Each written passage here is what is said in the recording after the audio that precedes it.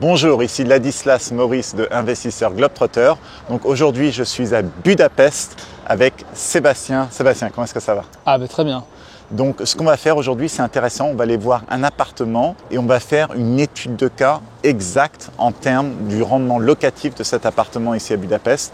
Donc avec Sébastien qui est une agence immobilière ici qui aide les francophones, on va aller voir l'appartement, le prix de l'appartement. Il est en train aussi d'organiser une rénovation complète.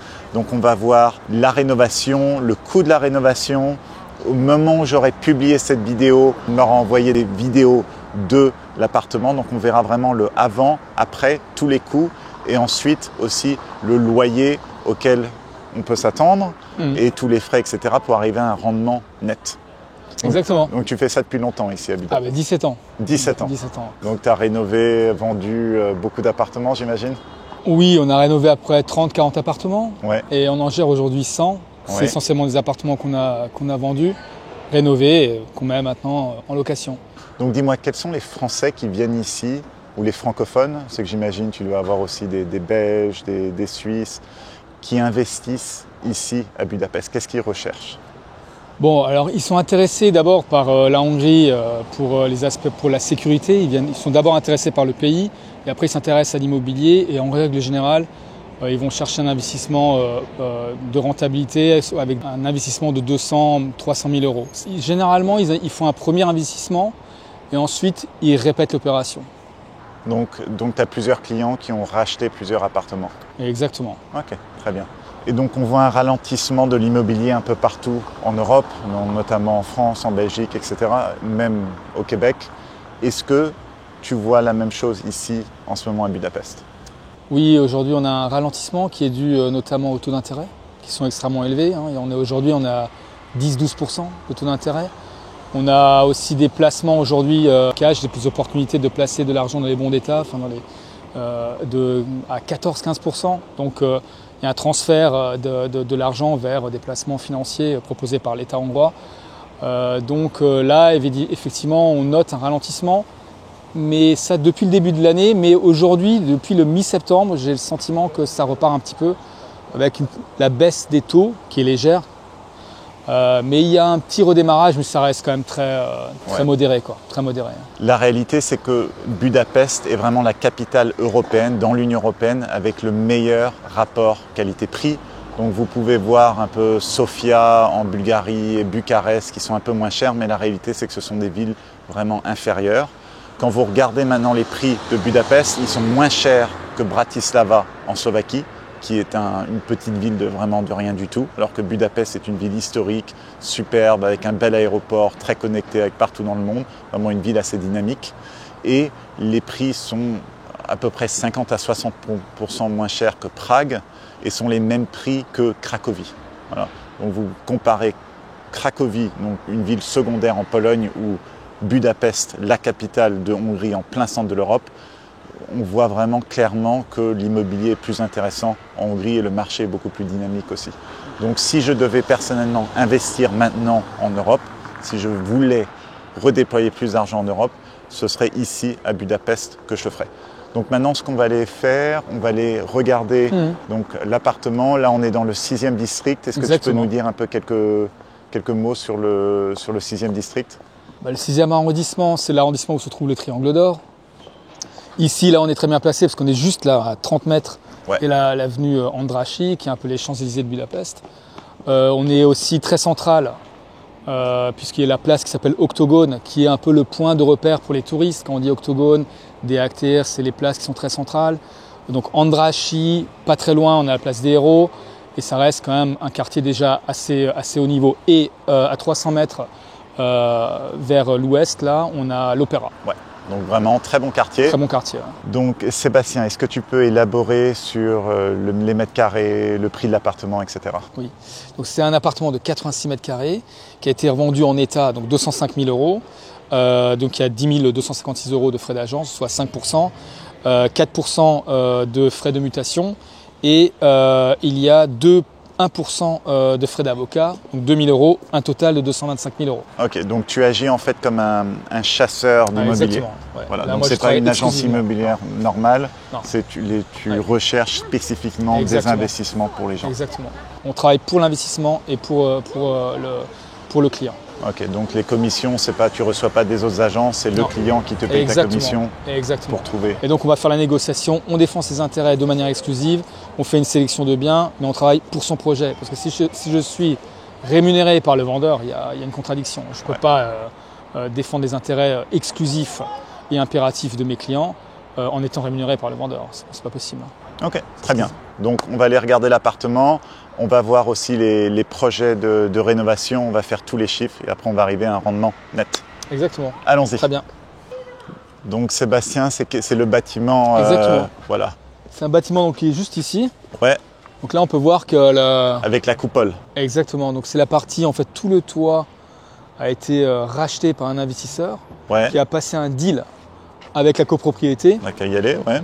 Et le deal consiste en échange en fait d'un prix avantageux du toit et d'accéder à la propriété du toit.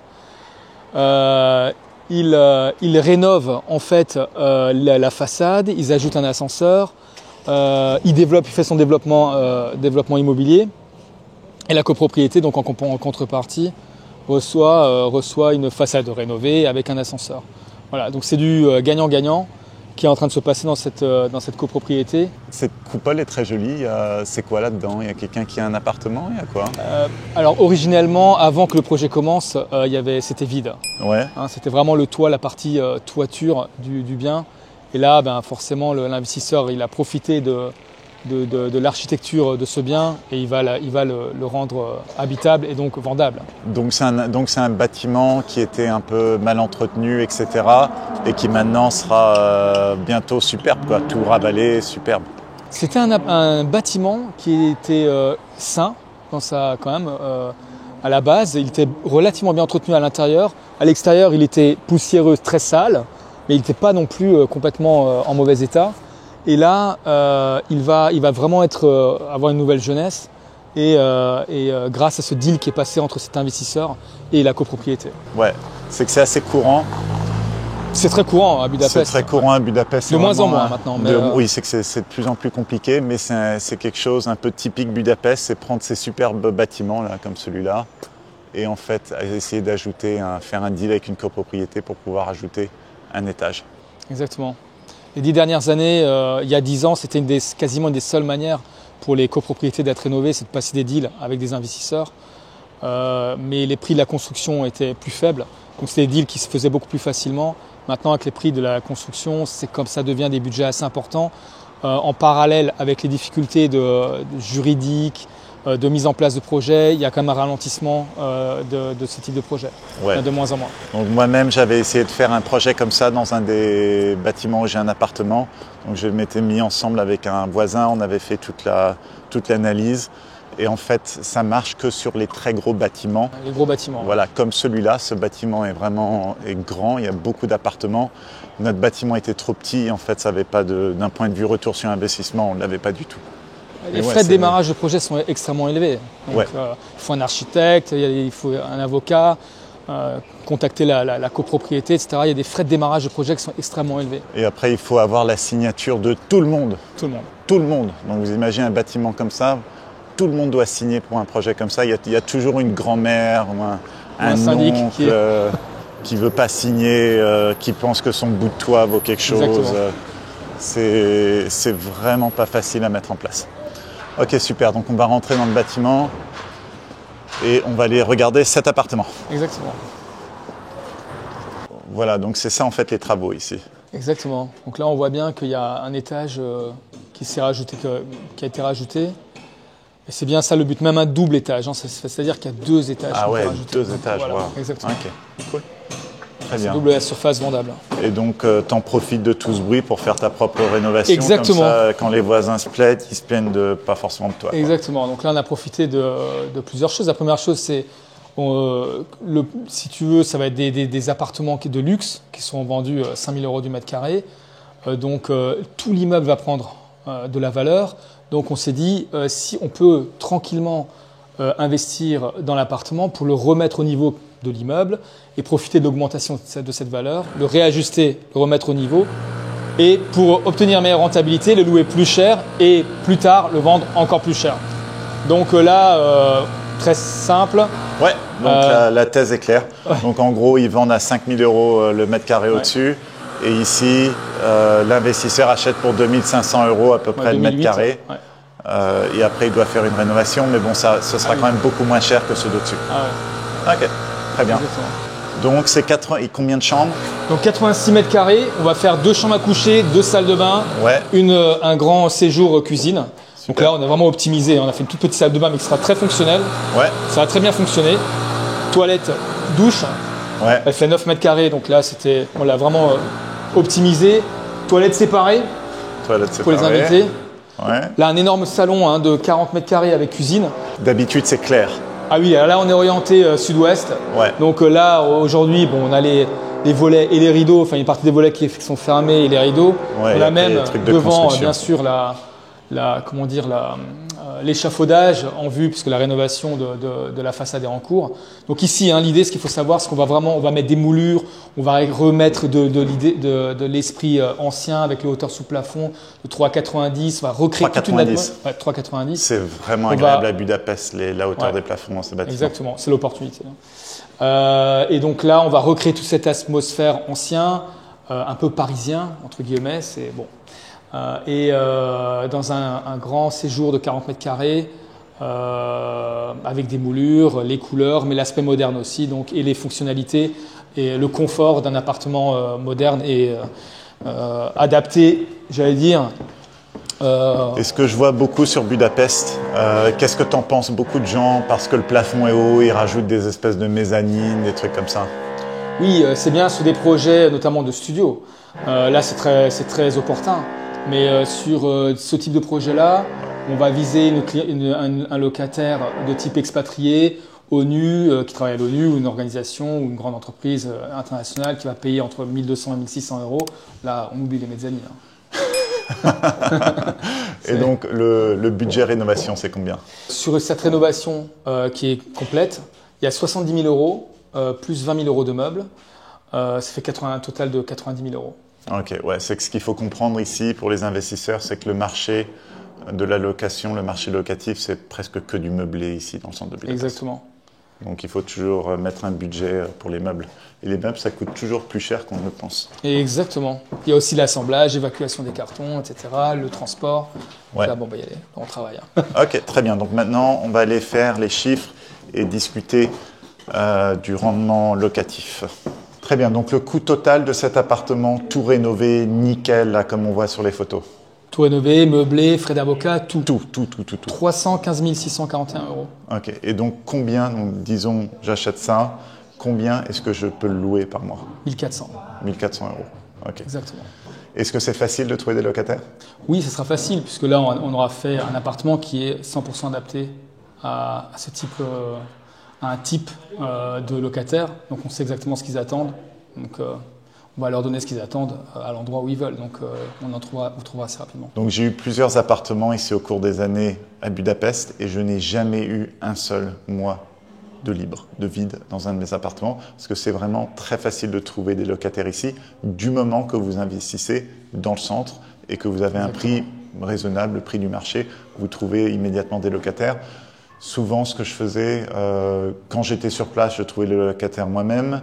Quand je fais ça à distance, mes locataires trouvaient les autres locataires et je leur donnais une commission. Mais j'ai jamais eu même une seule semaine de vide.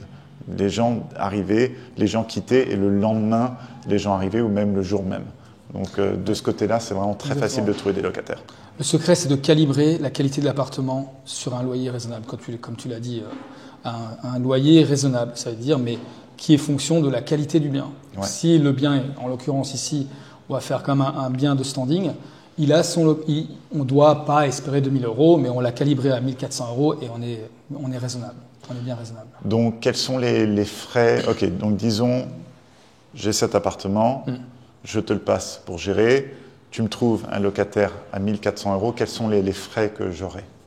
Alors, la gestion, c'est 10%, c'est l'usage à Budapest, 10% plus TVA, donc ça fait il y a 27% de TVA, donc c'est 12,7% du loyer hors charge. Ensuite, qu'est-ce qu'on va avoir comme frais? On va avoir des frais de mise en location. Ici, donc c'est un mois plus TVA, toujours un mois de loyer hors charge. Donc là, ça serait 1 400 € plus TVA. Ici, on aura à peu près un turnover, un changement de locataire tous les 2 ans peut-être. On a une grosse moyenne dans mes calculs, j'intègre 18 mois, mais dans la réalité, sur ce type d'appartement à 1 400 €, on aura une clientèle d'expatriés qui en général reste 3 ans, 4 ans. Ouais. Donc c'est ça aussi à comprendre quand vous investissez dans des petits studios, etc., où vous avez peut-être un rendement qui est plus élevé. Vous aurez des étudiants, des Erasmus qui viennent pour 6 mois, qui viennent pour 1 an. Et à chaque fois, ça vous fait des frais et des problèmes en plus. Quand vous investissez dans des choses un peu plus luxueuses, vous avez des locataires qui restent plus longtemps. Exactement. D'où l'intérêt de passer par la phase de rénovation pour valoriser et calibrer l'appartement et l'investissement aux besoins du locataire. Ça reste comme le locataire qui alimente l'investissement. Ça, il ne faut pas louper cette phase. Quoi d'autre? Bon, il y aura encore ici il y a une taxe. Chaque arrondissement applique à sa propre règle. Ici, on est dans le 6e arrondissement. On est dans un arrondissement assez haut, très bien placé. On a une taxe de 5,5 € du mètre carré par an, ce qui fait ici en l'occurrence 473 € par an. Ça, c'est pas trop méchant comme taxe foncière. Ça reste raisonnable. Et on va avoir un impôt de 15% sur les revenus, mais il y a possibilité d'amortir la valeur d'acquisition. Donc là, en l'occurrence, on peut amortir quasiment 5 000 € par an sur le revenu total, même plus, 7 000 €. Donc en fin de compte, on va payer 15% sur la moitié du revenu. Donc finalement, on a très peu de taxes. On va avoir, pour parler en pourcentage, 7,5% de taxes, l'équivalent de 7,5% d'impôt sur le revenu. Très bien. Et donc, les frais de copropriété? De toute façon, ça, c'est le locataire qui paye. Donc là, on est sur 50 € globalement. Ok, très bien. Ouais. Donc voilà, dans certains pays, c'est le propriétaire qui paye. Dans d'autres pays, comme ici, c'est le locataire qui paye. Donc ça, c'est intéressant. Même chose, l'électricité, l'eau, le gaz, Internet, tout ça, c'est refacturé au locataire. Exactement. Donc ça donne un rendement net de?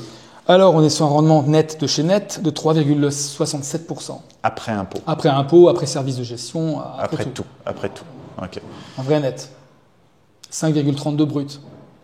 Et comment est-ce que ça se passe? Donc, disons, si j'étais résident fiscal français, je paye les 15 ou 7,5% ici. C'est 15. Après, optimisé, on obtient 7,5. Voilà. Ok. Après, comment est-ce que ça se passe en France? Est-ce que je dois payer la différence entre ce que j'ai payé en Hongrie et mon taux en France? Ou quel est le traité de double imposition franco-hongrois?